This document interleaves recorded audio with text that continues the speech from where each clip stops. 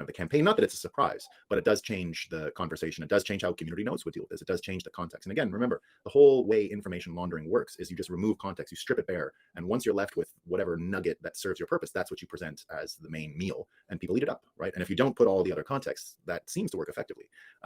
Now, community notes and these things, what they do by just adding context and letting you see it is they actually blunt this capacity to edit out whatever is inconvenient. It's hard to edit it out when there's new forces that bring it into light, right? So what we see with the story in the story with the Hunter Biden laptop is the guy's name is Mike Morell, the former CIA guy, right? So his name is Mike Morell, and it looks like the Hunter Biden laptop story is just about as bad as we can get. And it now looks clear, right? We don't need to know anything about votes. We don't need to know about Dominion machines. We don't need to know about the counting process, what went on with that.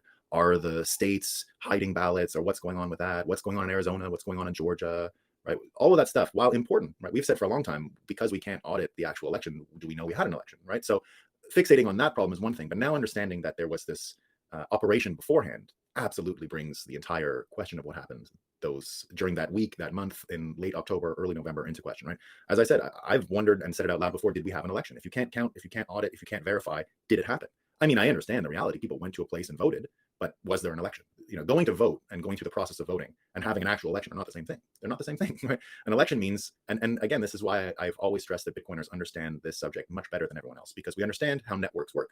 We understand how they're engineered. We understand how these systems come together. And Bitcoiners have long understood, just from the idea of scaling the Bitcoin network, that there are trade-offs between ease of use, human readability, and the credibility. So it's between convenience and credibility, right? So you can see all these blockchains that are all about speed and ease of use, and so they opt for the convenience side at the detriment of credibility, right? Because you don't get to have, it's not an option to have super convenient and super credible.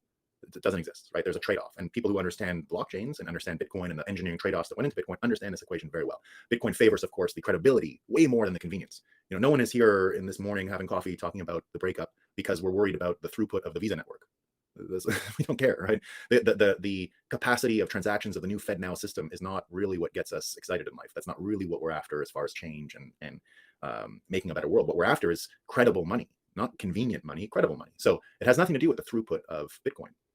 I've often said that it's one of the big differences and one of the tricks that the mind has trouble understanding when it comes to Bitcoin, and why you have so many people selling crypto in terms of performance statistics. All technology before Bitcoin was consumer technology in a sense, right? What we understand of as tech has really been about consumer tech. It's video games. And of course, when you look at a video game, you say, well, I want the new one, right? I want the more performant. I want the better graphics. I want the higher capacity, the higher resolution, all of that stuff. And so every time cell phones, right, they number them. You get cell phone, iPhone 1, 2, 3, we're at 15 or 16 or whatever we're at, right? And you want the new one, right? The black magic of Apple always makes me, I'm susceptible. We've talked about it a few times. I don't know what magic they wield, but I'm always inclined to get new Bitcoins or new Apple stuff, right? And I shouldn't be, right? And I resist, and I'm not mindless about it, but I see its effect, and you definitely do want the new one. So that's the hard part for some people about understanding Bitcoin, and what everyone seems to trip over when they first see Bitcoin. Oh, I can make it faster. I can make it better. I want the faster, better. What's the 2.0? Right? What's the 2.0? And that all feeds into this idea, what we were just talking about with engineering when it comes to convenience, ease of use, and credibility. For a long time, the whole point was convenience, ease of use, performance, and these factors. Now, when it comes to video games, the credibility of the underlying software was not really, you didn't need it, right? If it worked, it worked. Credibility was in low demand, right? You were playing fantastical video games, so they had no relevance to what was going on as far as trusting how it was made and trusting what it says and what goes on. You can throw a patch in there and you're good, right? The video game doesn't operate correctly, there's some glitch, you can fix a glitch. Now, that has everything to do with credibility, no big deal. Now, in the case of Bitcoin, because it opts for credibility over convenience, that trade-off actually is a trade-off in how most people view tech. It's a new way of viewing technology, and it focuses on its survival rate. It focuses on the length of time it has survived without having to change.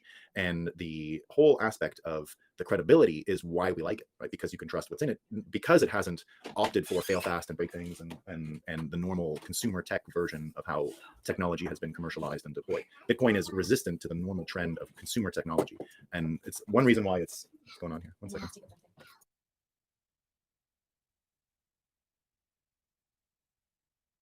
Kinds of lost things and whatever, but it's fine. I like it. So the credibility issue, it's simply why Bitcoiners, never mind your political persuasion, understand the issue of voting and what went into the election a lot more.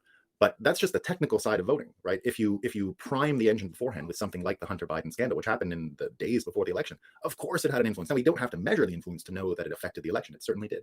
Not being able to air these concerns about whether Joe Biden because through his son had any blackmailable material. It certainly looks like it. It certainly looks like people know what's going on. If you see the Chinese, they've been releasing bank records from Hunter Biden, and that's been thrown into a black hole. No one really knows what's going on with that. Now, I'm not going to go through and say I understand. I can see just as much partisan Republican stuff, and it looks like most of the crimes that are coming out of Hunter Biden's laptop look a little bit like, oh, filing documents and, you know, you didn't pay your taxes and all that. That's not what we're worried about. We're worried about blackmailing the leader of America.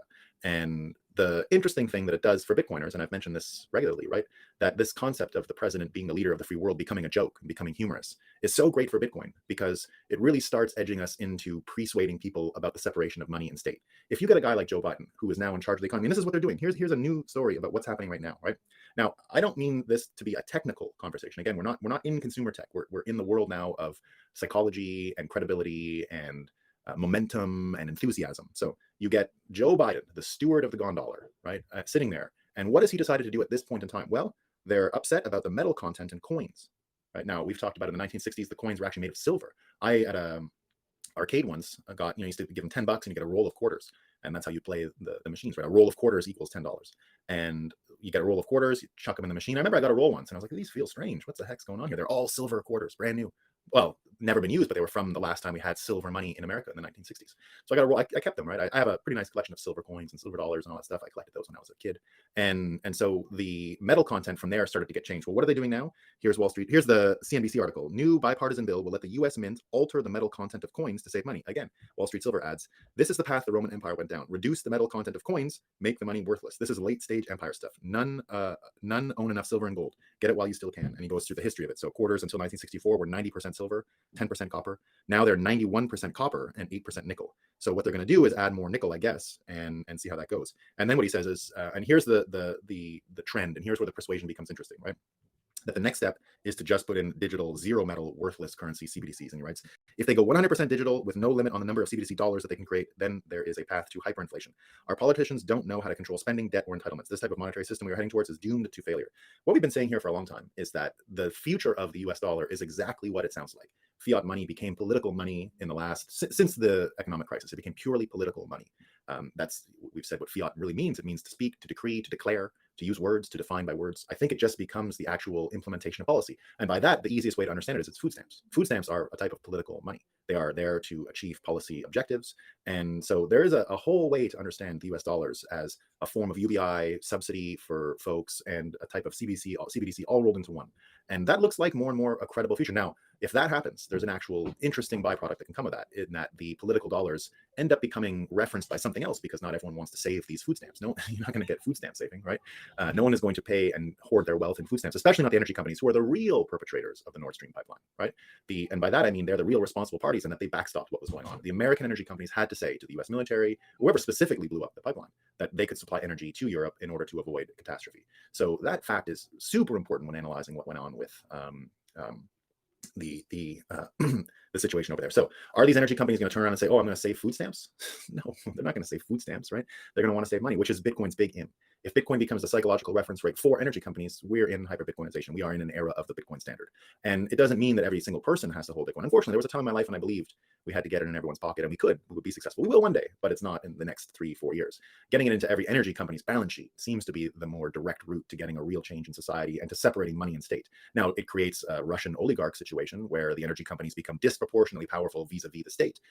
That's a state that Bitcoiners are going to have to navigate in our own way and through our own spiritual inner guidance, right? We're going to have to infiltrate the energy companies, re-incentivize them to give energy systems, to build energy systems that are going to be good for humanity and not just good for their bottom line. We've got to convert oil companies into nuclear companies and all that kind of stuff. Now, not everyone, we love oil, we love combustion. There's going to be plenty of oil companies doing great, but we've got to find new energy companies that will help build new infrastructure, decentralized infrastructure, see different ways to make money. But that's just pure market-based, right? I think that will come about as we continue to show financing models for energy systems that aren't about U.S. military occupation of oil fields and then the monopolization of energy markets with the U.S. dollar as part of the policy for exporting the U.S. dollar and U.S. T-bills as the number one U.S. export there is, all based on its tie-in with oil. So we're in a time of big change, right? This is it. It looks like if you start looking at all these stories, the narrative of separation of money and state starts to become way more palatable, in the sense that we've seen the lying. The lying is getting harder and harder to deny. The lies are getting bigger and bigger and bigger with more ramifications. And guess what? There's people even speculating that Joe Biden is going to announce his re-election campaign next week. And again, there is no better symbol for Bitcoin than watching this guy diluting the money, turning it into whatever, going for the digital version, going for the food stamp version, while being completely witless and unaware.